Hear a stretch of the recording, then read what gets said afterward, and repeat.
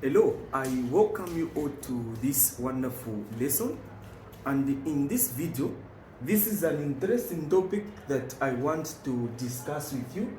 We are talking about chemical formulas.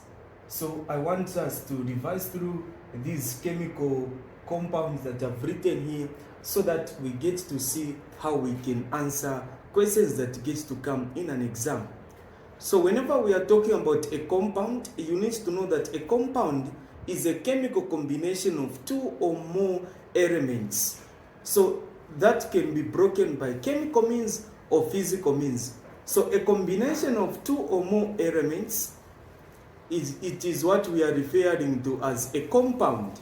So in this lesson, I want us to know how we get to form these chemical formulas, how we get to write them. So the existence of radicals in these compounds, you know that a radical, this is just an existence of two or more elements that have been combined together to form a unit with a common valence number. So the first one that I want us to discuss together, it is this one that is here. This is the first one that is called ammonium hydroxide. Ammonium hydroxide. How can you write ammonium hydroxide? Ammonium, so the first one, I'm going to write it here. So I want you to follow me properly even as I get to teach you these things. So ammonium is like this. This is how ammonium is. The valence there is 1 like that. Hydroxide is like this. The valence a negative. So these things are like this. So this is a radical, this is also a radical. The valence is 1, the valence is 1. These ones are supposed to know them. This one has got a positive, this one has got a negative. This one it loses, this one it gains. So when these two combine, their valences are going to interchange. That is a 1 and that is a 1. So even if we interchange them, nothing is going to change. So we are just going to form what? Ammonium, which is like this, then OH. So this is the answer. That is the answer that we find. We move to the second one. Let us move to the second one. So the second one is what? Calcium hydroxide. We know that calcium is in group 2. So if calcium is in group 2, we now understand that for calcium to be stable, it must lose 2 electrons. So it must lose 2 electrons. So losing attracts a positive charge. So it is like this 2, then a plus there. So this is how it is. Then we also have an hydroxide. An hydroxide is here, then a negative like that. This is what you need to know and understand. So this one is in group 2. This one is just like that. You need to understand it like that. So since there is a 2 here, these are going to interchange. This one is going to be like this. These 2 will go there. Since this one is going there, you protect this, you put in brackets, so that a number that is going there can be formed. So you are going to form calcium like this, then OH like this, then a 2. That is a 1. So when a 1 comes here, nothing is affected. That's why we don't put the 1 there. So this is the answer that you are supposed to know. These are some of the things that you need to understand. So this is what you are supposed to do on these things. So we've answered the second one. We now move to the third one. So we move to the third one. The third one is there. So how can we answer now the third one? The third one is like this. Calcium nitrate. So this is calcium nitrate. How do we write calcium nitrate? So calcium, I'm just from writing calcium, 2, a plus there like that. Then nitrate, this is a radical, so you need to know it. It is like this, then a negative there. So when these two get to combine together, their valences are going to interchange, meaning that this 2 goes there.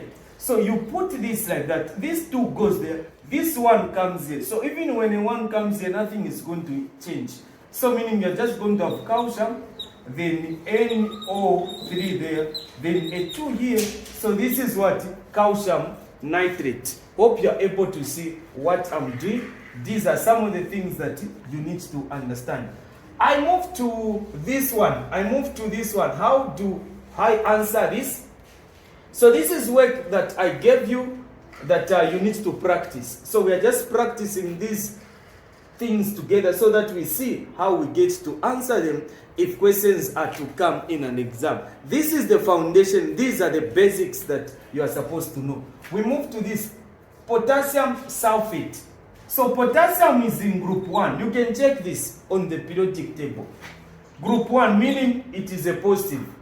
Sulfate is a radical, which is like this. The valence is 2 minus. This 2 will go there. This 1 will go there. So when 1 goes there, nothing is going to change. That's why we don't put this in brackets. I'll just say K and a 2 there. Then I put a sulfate like this. So this is what? Potassium sulfate. This is how you are supposed to answer them. I move to this one. Sodium nitrate. How do I work out sodium nitrate? So how do I work out sodium nitrate? Sodium nitrate. Sodium is like this. Sodium is in group 1 plus. Nitrate, just from writing it like this. So 1, 1, nothing is going to change. Just combine them. So this is what?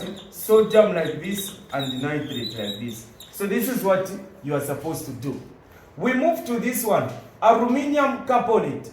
Aluminium is in group 3. So it is 3 plus. This is a carbonate. Carbonate is like this. Have you seen? Then 2 minus. So when these two gets to combine, the 2 comes here, the 3 will go there. Since there is a 3 here, instead of making this to look 33, we just say aluminium like this. This 2 goes there, then a carbonate, CO3, then a 3 there outside. So this is what? Aluminium carbonate. This is how you are supposed to write it. Have you seen? These are simple things that you need to know and understand. Just like we are just changing their valences. So the key thing here is understanding the radicals and the groups. You know, if this is in group 6, you know that the valence is 2, which is a negative because it is gaining. So I have been explaining this for quite some time, and I believe those of you that have been following me, these things are very simple. That's why I'm even fast in explaining, because we've been doing this for quite some time now. Let us now move to this one. This is sodium nitrate. Have you seen sodium nitrite? So what I'm going to do is that sodium nitrate. Sodium is like this plus. This one is like that. So minus. So when they combine, I'm just going to form something like this. You are done. No need of wasting time. This is copper sulfate. Now, have you seen? Copper is a transition metal. So since copper is a transition metal, you are now going to understand that there is copper 1, copper 2. So if you are using copper 2 sulfate, they are going to specify that it is copper 2 sulfate.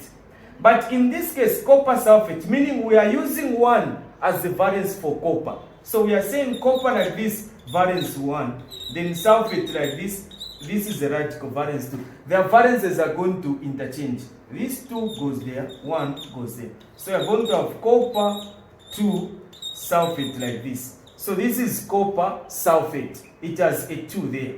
But if it was copper 2 sulfate, so if it was copper 2 sulfate, if the question was saying copper 2 then sulfate, meaning that the 2 are going to cancel. Copper 2 and sulfate there, 2 minus. These are going to cancel. You are just going to have copper 2 sulfate like this. So this one is copper 2 sulfate. This is copper sulfate. I've explained this, how they get to change. Hope you've understood. This is copper 2 sulfate. This is copper sulfate. So for those of you that want tuition, we are going to end here. So those of you that want tuition, don't waste your time. This is the only year that you have for you to get a distinction. So make sure that you WhatsApp me on WhatsApp. Just now, it is only 100 kwacha for science.